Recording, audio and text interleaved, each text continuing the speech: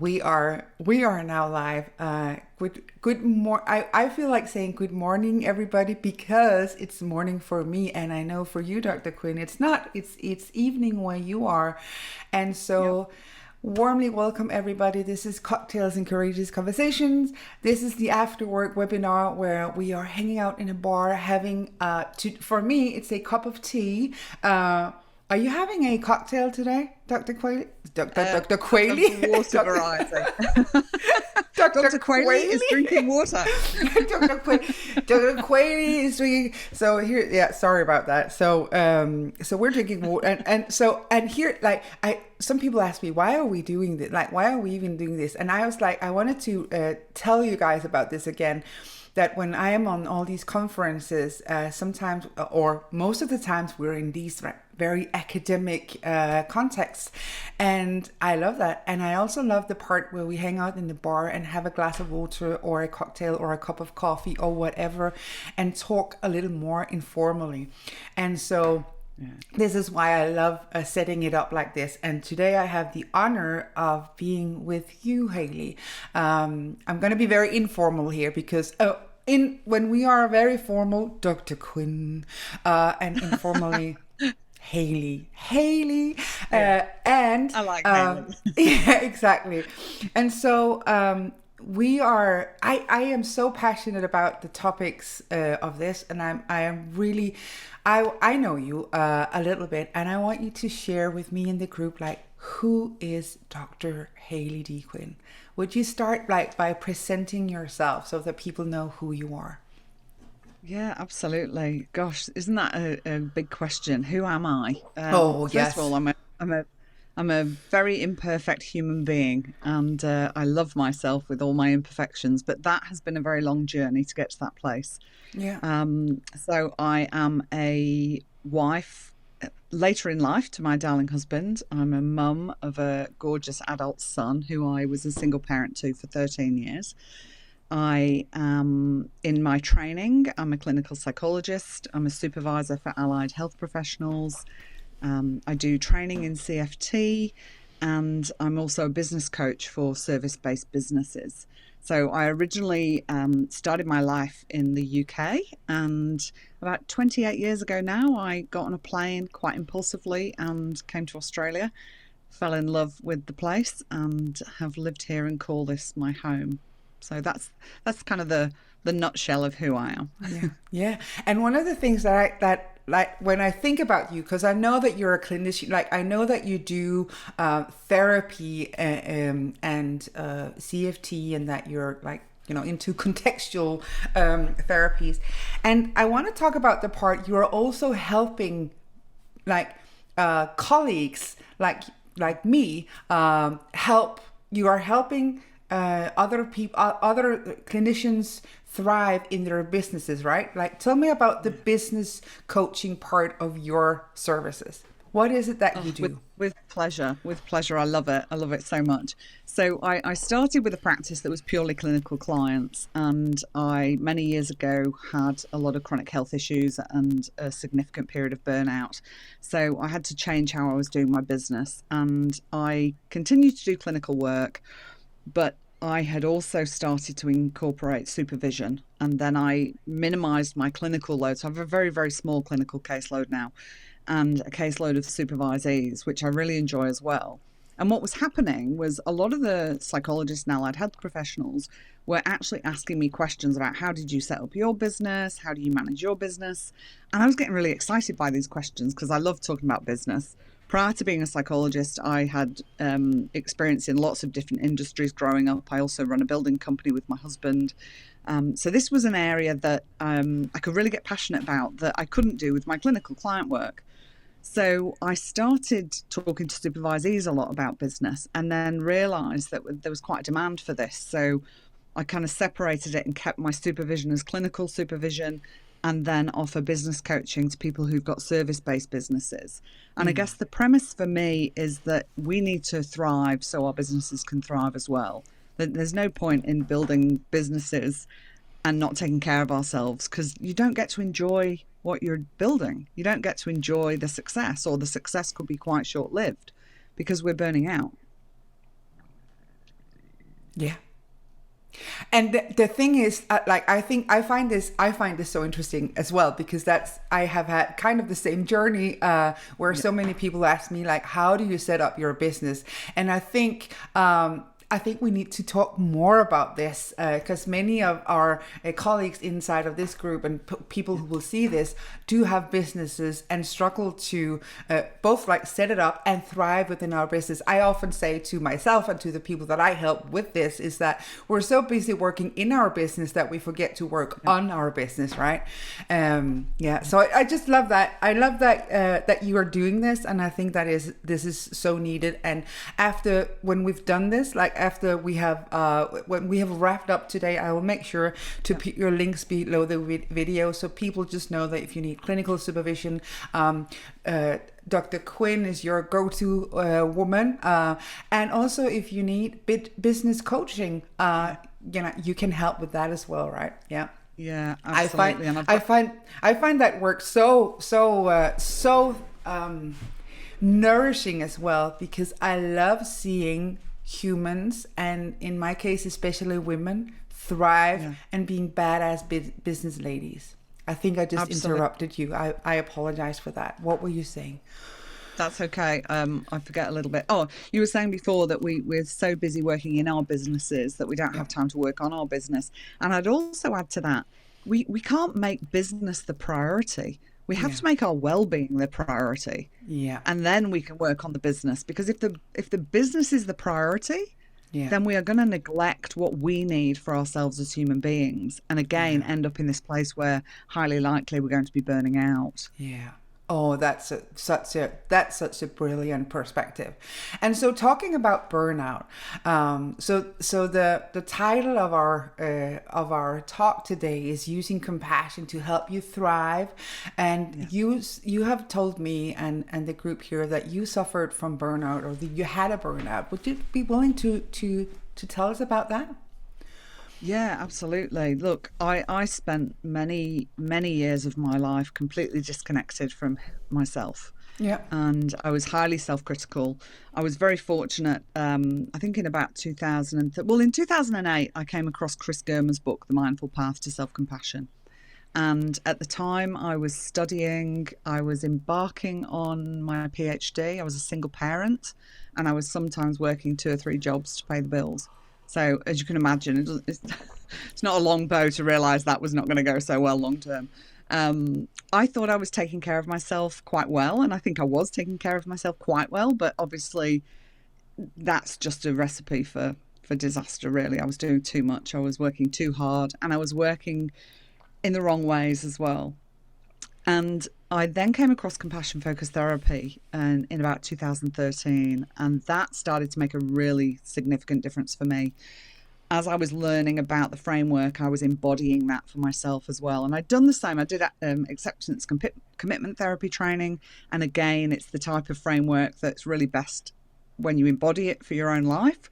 So I had done some of that, and compassion focused therapy really added to that.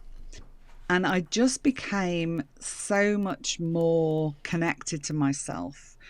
But before that, I was just doing things. I wasn't thinking about, is this particularly helpful for me? I was in survival mode.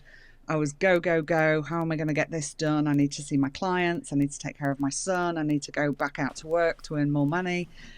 And it was just a really hard and very dark time. And I ended up with a diagnosis of chronic illness, and I went through a period of I guess I'd been a high achieving woman, and I was spending a lot of time on the couch, and my husband was having to do a lot of the things in the house. By this time I was married, and that was a really tricky time for me, and I became really self-critical. Wow. Kind of moving on from that, I became more self-compassionate, which has been the key for me kind of moving on, but I won't get too much into that. Well, so I'm just going to rewind a little bit, because you said something that really, really puzzled me in a good way, because you said I felt like I was taking care of myself so well, and I probably was taking care of myself. And I think what you said there is so important, because many of us are like telling ourselves the story that, oh, I'm taking so well care of myself, and maybe our bodies or the actual consequences of the way that we are living is telling us something different, right? So we are navigating from the story of, yeah, I got this, I'm totally, I'm doing well, I'm taking care of myself. And so it may sound like that, but functionally, we are burning out. What were you doing like that? I would be so interested if you would share with us, what were you doing that you felt like was taking care of you, that you see now that like you have changed that?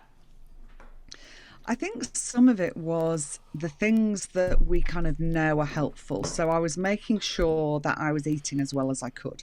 Yeah. I was making sure that despite being really busy, I was going to bed at a reasonable time and making sure I was getting enough sleep or trying to get enough sleep.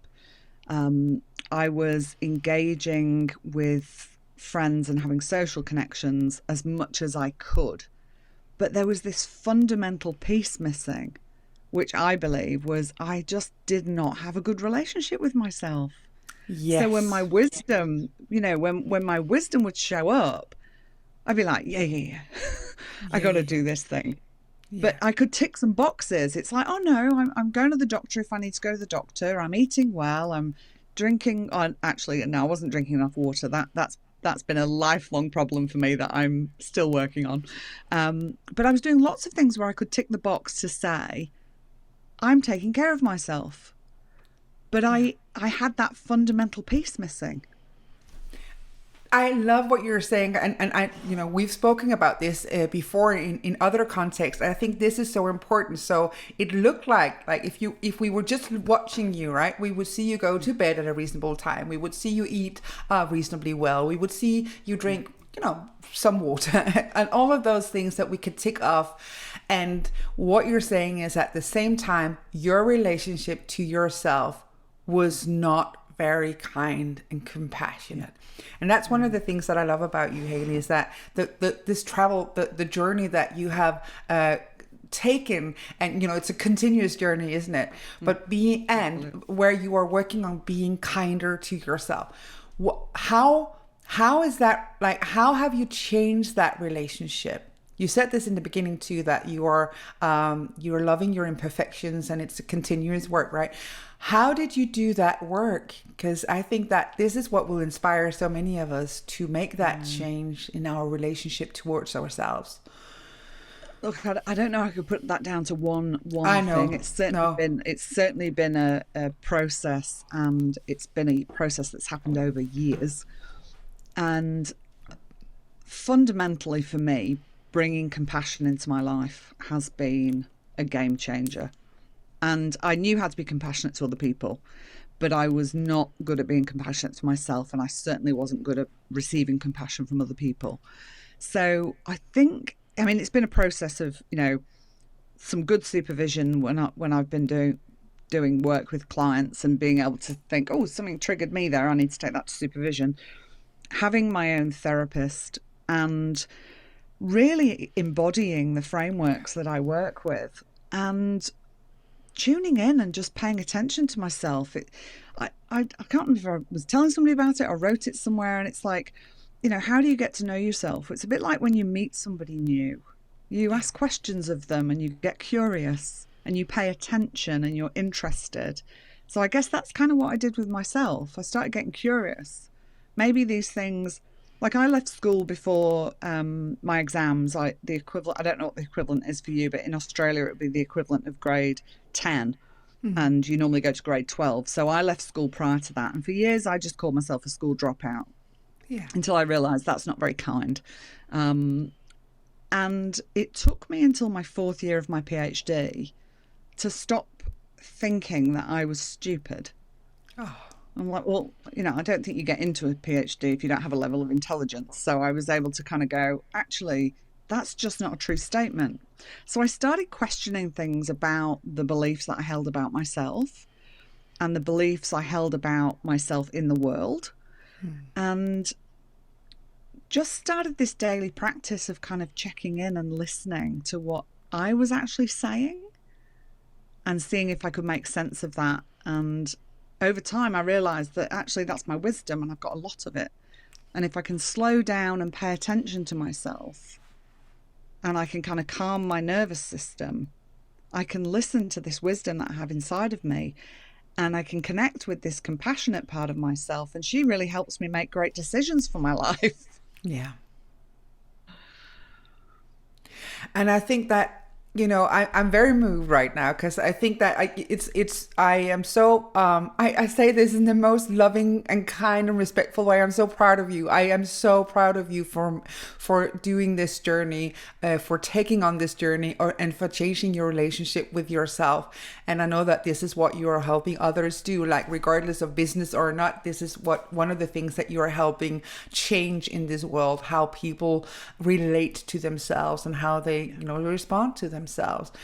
And so if I came to you and I said, like, I do this work and I know how to work with compassion, and I find it so hard to do it with myself, and I find it so hard to receive compassion. If I came to, I know that that's a very broad, but where would you, like, let's say you were going to supervise me or anyone in this group who felt the same, where would you start?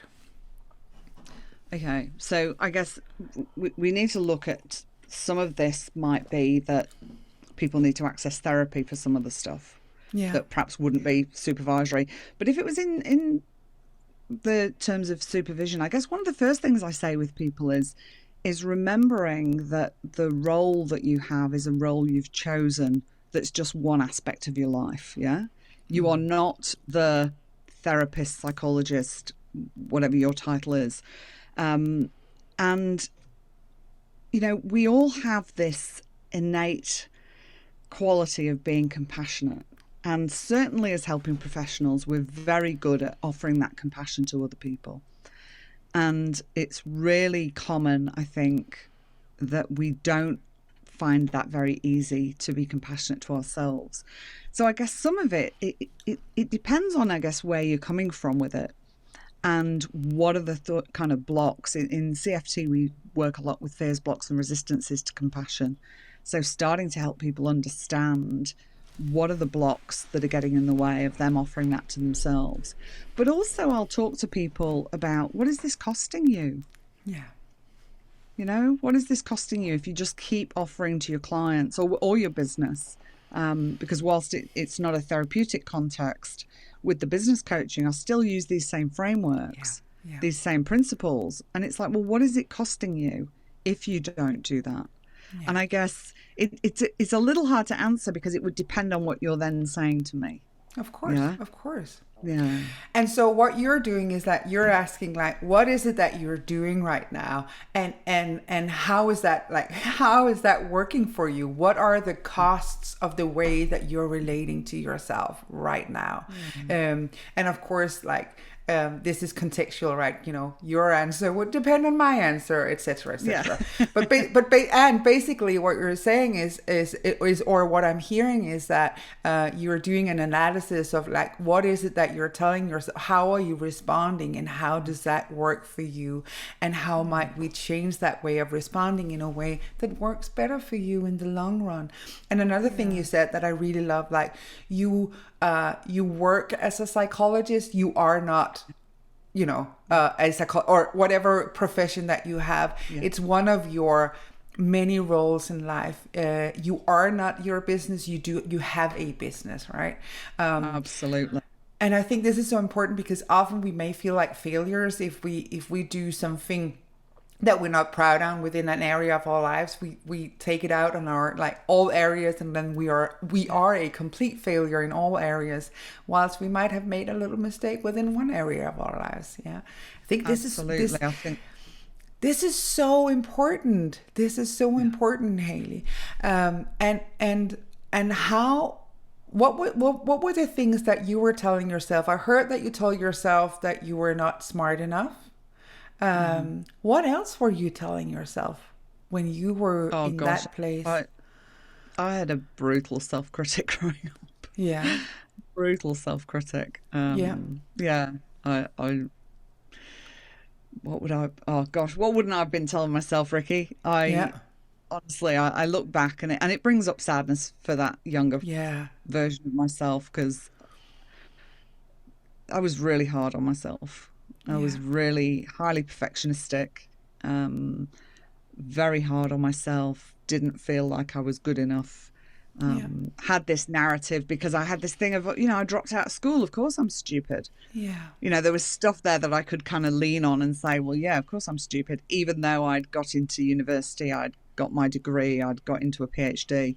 It still took me, perhaps I'm a slow learner. It took me a while to get to that place. But the beautiful thing is, and I mean, the compassion piece in my life has been profound. Yeah. Like, my default now is, I see you with your hand on your heart, Yeah. and I do that an awful lot. Anyone that knows me knows I'm often hand on heart. And my default now will be hand on heart and like, it's all right, darling, let's just think about it. Yeah. Or, hey, how you going today? Yeah. Yeah. And actually, Which is you just so did much it. nicer. When I asked you like to tell us about, to share what you were telling yourself, I don't know if you noticed this, but you did say, I have so much sadness for this younger version of me. And so what you did was a beautiful piece of perspective taking and looking at ourselves, at our younger self, with compassion and kindness. One of the things that, so I just asked you, like, what are you telling yourself when you're self-critical, which is a huge question and a very vulnerable question. And I thought, like, I might share some of my own stuff so that you're not alone in this, that we'll do this together. And I invite everybody who's listening to tap into that place in yourself where you are being very self-critical. I've had also, I know that was a big question. And you said, what am I not telling myself? I have the entire palette as well. What I have added to it, so I'm not good enough, and I'm not smart enough, and I have all like, and if I keep going, I'm also not lovable. I'm not worth, like, if I just get a little time, I could list all of them. One thing that I have added to my list of self-criticism is that now that I know so much about compassion and self-care, I am not being compassionate enough and self-caring enough. Like, isn't that interesting? Like, the more we know about caring for ourselves and others, and the more we know about compassion, we can also use that. We can take this beautiful piece of work, craft it into a hammer, bang ourselves in our heads for not being so even I could tell myself I should be more compassionate towards myself. I should care more for myself. And can you hear how it transforms into a very self-critical? So I just wanted to share that with anybody who may relate to this, that knowing about compassion, knowing about self-care doesn't mean that then all is good. Like, we can still be very self-critical, and we can actually criticize ourselves for not doing that well enough. And so what you did was really moved my heart, is that when you said, I felt so much sadness for this younger version of me. And sometimes when we do this, we see ourselves, what you and I will do, and many of the people who are watching this will have clients or ourselves travel back in time to when we were a child and have compassion for that little one.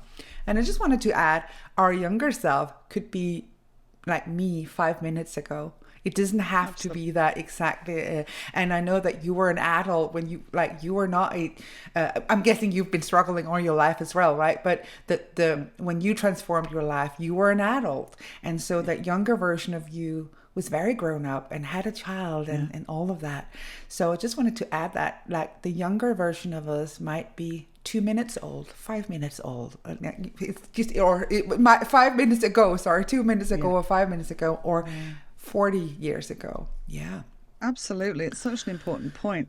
I had an experience in the last few days. There'd been something happening that had frustrated me and angered me and upset me. Yeah. And I was noticing how it had then impacted how I was responding to things. And my husband had said something, I can't even remember what it was he said. It was something funny or nice. And I said, oh, well, you must be if you've been married to me this long. And then I stopped and went, whoa, why did I just say that? Like, I don't say things like that.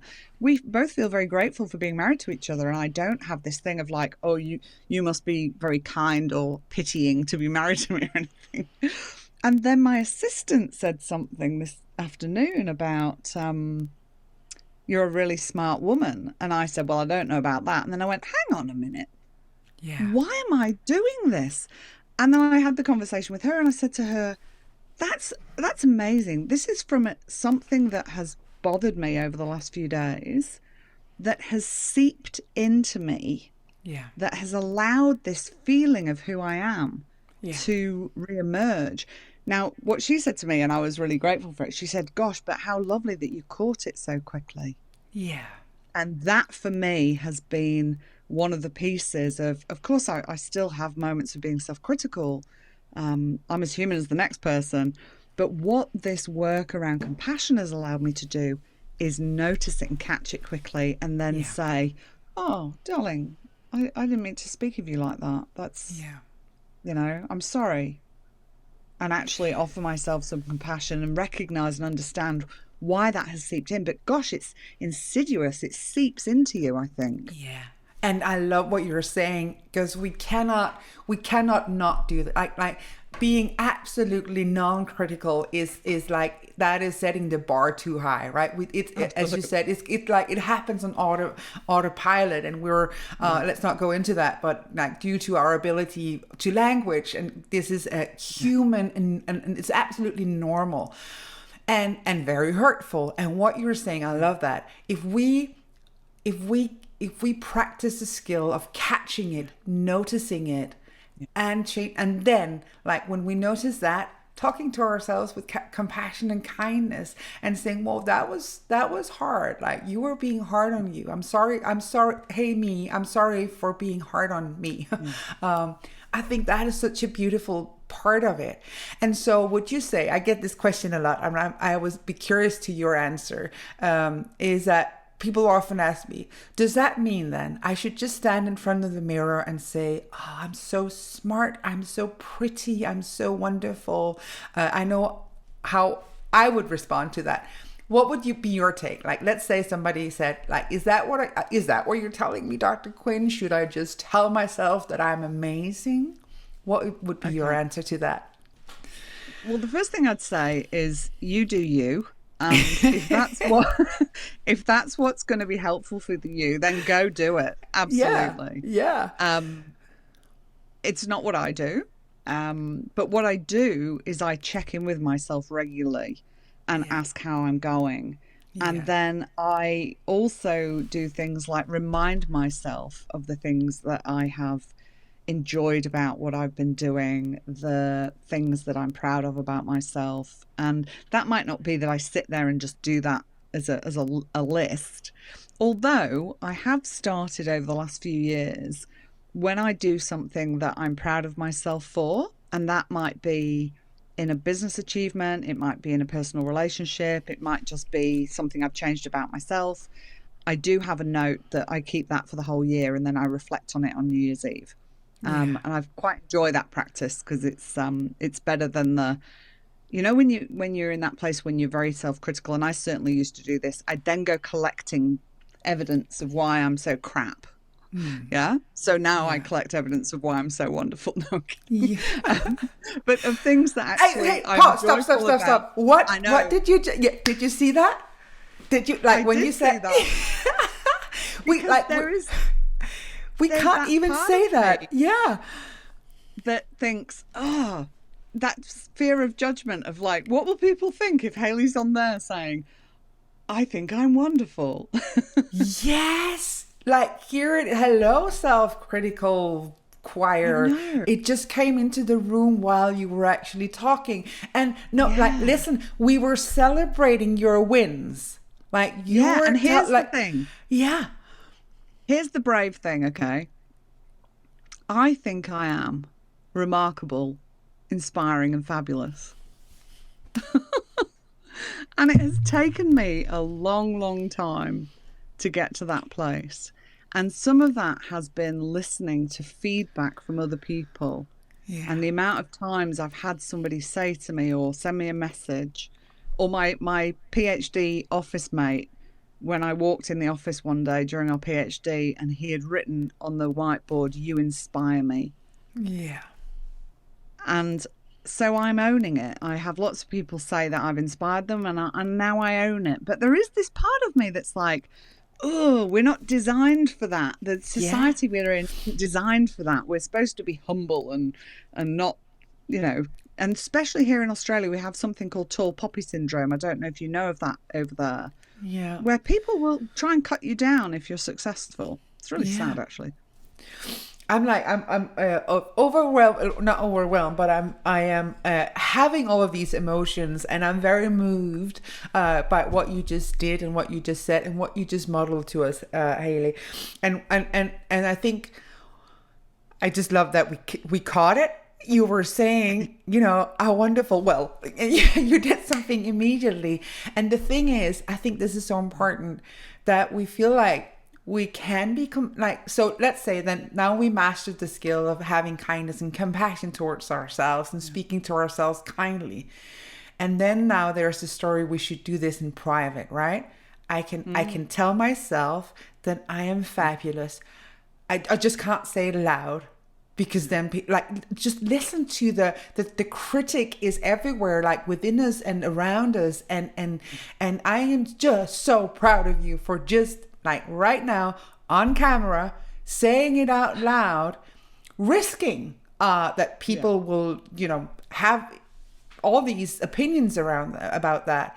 And you standing there tall, I'm like, I know you're sitting, but standing there tall, owning your fabulousness and owning all of the work and honoring all of the hard work that you have done for yourself. I am so proud of you, and I'm unbelievably moved, and I got tears everywhere. And so one of the things that I think is so important, as you were talking about this book of like for some it's a literal book, and for others it's more like a mental book of shit. And I have like greatest hits of why Rikke's not good enough. I have like a collection of stuff that I've said and done and who I am that is wrong with me, and that takes up an entire library of stuff. And I love what you're doing. I do this myself. I don't do it on New Year. I do it like regularly. I have a book. It's pink. Surprise.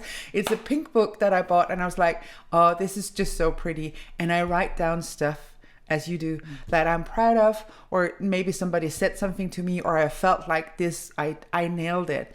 And so I collect moments of where I felt good about something, or proud about something, or kind about something, whatever.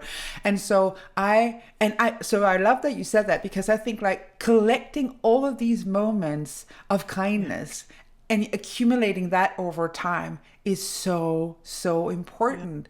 And why don't we spend more time collecting that than looking for all of the evidence of why we're not good enough and not worthy? Absolutely. So it's so moved me. And I think that, like, I love that you said this here, and you know, just imagine the impact this potentially could have. Like if everybody in here were listening, and then when we go outside of this group, and if people like actually hear this and start doing this, I think you would have changed the course of so many lives. And then speaking to many of the people who will listen to this are therapists or helpers, if they do it for themselves and for the people that they work with, I think like that will touch so many lives.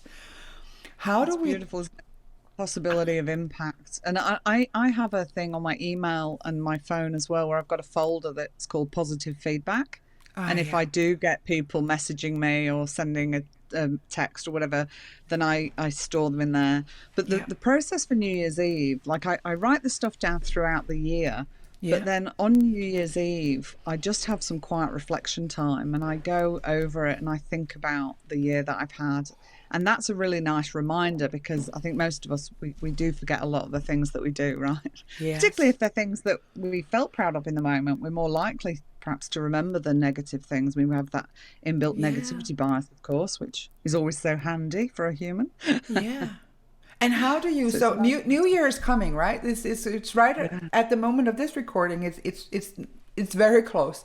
And so this New Year, as you sit back and then you reflect on all of the things that you've written down or that you have documented. Do you also then reflect on next year and set your intention for next year? Do you work on that on New Year's Eve as well?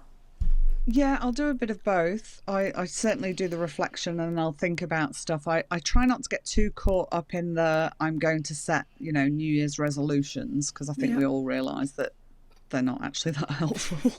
You get to February and go, well, I failed that one. But I do think about how I want to feel in the year ahead. And I think about how I want to work on my relationship with myself as well. Like, what is there that I want to do for myself in that year? And I come to the thing, and I think this is quite an ACT kind of exercise as well. You were talking about going back to your younger self. And I was asked this question on my podcast, so I would have asked this to you. And I asked this of myself. What would my 80-year-old self want for me to be doing? Yeah. So on the podcast, I'll say, what would your 80-year-old self say to you now if they met you? But this for me is like, what would my 80-year-old self want me to be doing in terms of my relationship with myself? Yeah. And hopefully I can honour her and do some of those things, even though I know, I struggle with lots of different things in terms of, I've started a regular walking practice, but I struggle with kind of lots of exercise and stuff like that. Yeah. So I kind of think, I can honour her by going for the walk, or I can honour, I recently, pretty much stopped drinking alcohol. I can honour my 80-year-old self by not having the drink, by having a glass of water, staying hydrated, whatever it might be that, we're working on for ourselves. But I really think it's this, when you can know yourself, when you can get to know yourself really well, you can see where things are out of alignment. You can notice when the self-critic, if you don't know that you're really self-critical, you don't even notice the self-critics showing up. It's just like all the time, isn't it?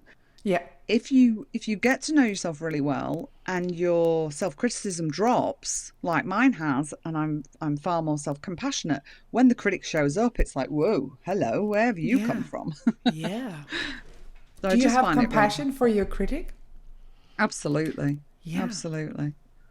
I tell mine, thank you for trying to protect me from being a failure here. Like, you are welcome at this party, and I try and give her a hug, and she can be there, and she can be loud. Absolutely. Yeah. And she doesn't get to tell me, she doesn't get to dictate my life. I remember, I love what you're saying about we can travel back and we can travel going forward in time and thinking about like what would our 80-year-old selves guide us? How would they guide us right now? How could we make them proud? And I actually remember in another podcast, you and me, I was sobbing because you asked me that. What would your 80-year-old self say? And I think she said, like, I'm proud of you. What would your 80-year-old self say? Like, she listened to this podcast today. She listened to you, touching the hearts of me and all of the listeners. Like, what would your 80-year-old self say about this moment? You're gonna make me cry, Rikke. I think my 80-year-old self would say to me, my gosh, darling, you have come such a long way. And you have changed your life so much, and I'm so proud of you. And just know that you always were loved. You always were lovable. And get out there and start changing the narratives for people. Yeah. Let's change this. Like you were saying before about really wanting women to embrace being in business and have the full and meaningful lives that we want. Like, I am so excited by how my life has changed through bringing compassion in and changing this relationship with myself. Like, it excites me so much. I want that for other people. Yeah. And she says, you go do it, girl. And I can tell that about you. To me, that you are so authentic and such a wise. I love the wisdom part of it, and I love how you are modeling this to me and to people who are listening. It moves me a lot. I wanted to go in and check here. So the reason why I'm looking down is that I'm going to go inside of this group and check if people have questions for us. I just wanted to tell you that Anda said, thank you for sharing this with us. So there's love coming your way about what you have just shared. And I want to, so if you have questions for us, you feel free to put that in the comments right now. And just know that Dr. Quinn and myself will be coming back and looking at the comments. So if you are in a different time zone where it's not possible for you to watch this live, like we still want to, we might not be able to answer everything, but just know that we will come back and look at whatever you have written. And if you are with us live, send us some love. If you are watching the replay of this, send us some love. It does warm our hearts to come back and see the hearts that you have sent for us as we're doing this. I hope that it spoke to your heart. Like for anybody listening, I hope that this spoke to your heart the way it spoke to mine. It's always such a pleasure for me to connect with you, Hayley, and our conversations really move me, and I'm very inspired by you. I've seen you on Instagram, and I've seen you. It looks like you're doing the work there as well. Could you tell us, I'll put down all of the links, but so on Instagram, where can people find you? What is your Instagram handle? So it's at Dr. Hayley D Quinn. So DrHayleyDQuinn.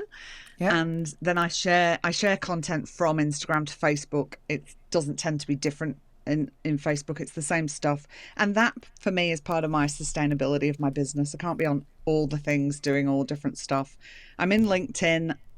I'm going to get better at using LinkedIn, but I'm not very active in LinkedIn at the moment. And I've got my website, which I'll give you the link to as well. And I'd love, if anybody wants to send me an email or, get in touch on social media, I'd love to hear from people. And I'll definitely be going into your Facebook group and reading any comments that there are and doing my best to give some answers there, or just a love heart. I always do the love, not like, because I just think there needs to be more love hearts in the world. Yeah, exactly. And so please, people, do send the love for this, and place emojis, like put the heart in the comments so that we can actually see those hearts. And I wanted to give a shout out to your podcast. Would you tell us about your podcast? Because I think it's a beautiful podcast. Oh, lovely. Thank you. So that started 2.5 years ago. It was originally called Welcome to Self, Caring for the Human in the Therapist Chair. And as I've grown and evolved and my business has grown and evolved, the title and the podcast has changed as well. It's very compassion based. It's very much about self-care, self-compassion and sustainable ways of working. It's now just called Welcome to Self with Dr. Hayley D Quinn, because I've broadened the audience to business owners, not just therapists. So yeah, I'd love people to go and subscribe and have a listen, and let me know if they enjoy it.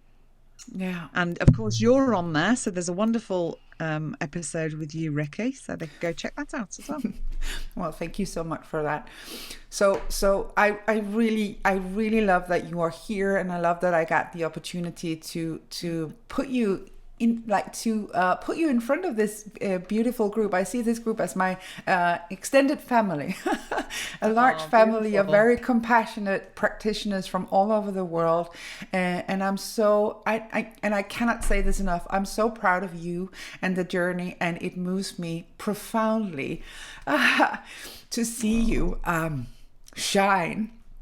And it moves me profoundly to hear you say out loud that you are fabulous, and to hear the 80-year-old version of you show you some pride and compassion and love. Are you able to receive that? Like when your 80-year-old self tells you, I'm so proud of you, Hayley. Yeah. You've always been loved. You've always been lovable. You have, look at how far you've come. Are you able to receive that for yourself? Can you take that in? Now I can. If you'd have asked me Yeah. that a few years ago, I'd have just been talking to you about something completely different. But Yeah. absolutely, now I can. And I check in with that, and Yeah. I have conversations with myself about, like, wow, it was not that long ago that my life was very different. How I was with myself was very different, Yeah. and I am having a much better time now. Yes. And what you're also telling us that this change is possible, right? The whole world Absolutely. doesn't need to change. What you need to change is your relation, how you relate to yourself and the kindness that you're showing yourself. And we just happen to know that the people who are listening are already masters in showing kindness to others. Yeah. And so what we need to practice is showing the same amount of kindness towards ourselves. Yeah. I'm so moved by you. I'm so inspired by you. And I'm so grateful that you came in here and that you are touching the hearts and the lives of all the people here and the people that we work with. Oh, So, Ricky, thank you for having me here. So grateful to be able to have this opportunity to speak and share this, because I am passionate about it, and it excites me, and it excites me for me of what I've done for myself and my relationship, but it excites me for everybody else. yeah. Like this, that is a bit cliched, but if I can do it, you can do it too, kind of thing. Yeah. Yeah. It is exciting. And I know that. So go find Hayley's podcast. Go find Hayley on all the so I'm on Instagram. I'm not Mainly, very yeah. active. I'm not very active as well, but I see you being very active there, and it's so nice. Like we go for you with a walk. We go for a walk with you. We see you cook, and you have all of these wisdom that you share in there. So please follow Dr. Quinn everywhere, and make sure to put the hearts whenever you see this. Put the hearts in the comments so that we can feel connected with you guys, and let us know. And again, when you say this, Hayley, that people can reach out, I just want to amplify that I know that you mean that. You will literally Oh, respond absolutely. to everybody who contacts you. I know that you will respond. So thank you everybody Absolutely. for listening. Thank you Dr. Quinn. I'll make sure in the My notes pleasure. that I put all of the links that we need. I'll put the links to your website, because this is where, that's the mothership, right? This is where we can find the podcast and links for Yeah. Instagram and etc. So wishing you all a kind and gentle, continuous day, night, evening, wherever you are. Again, thank you, Dr. Quinn, and from the two of us to all of you, sending much love. Bye, guys. Bye.